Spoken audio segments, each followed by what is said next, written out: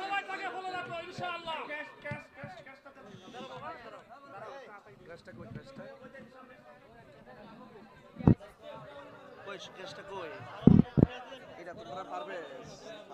আলহামদুলিল্লাহ, এখন আপনাদের সম্মুখে বলেন মারহাবা।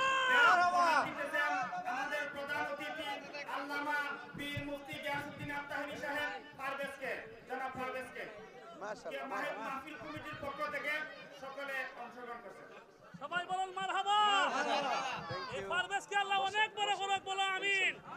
তাহিরি হুজুর থেকে বড় হইব বলো ইনশাআল্লাহ।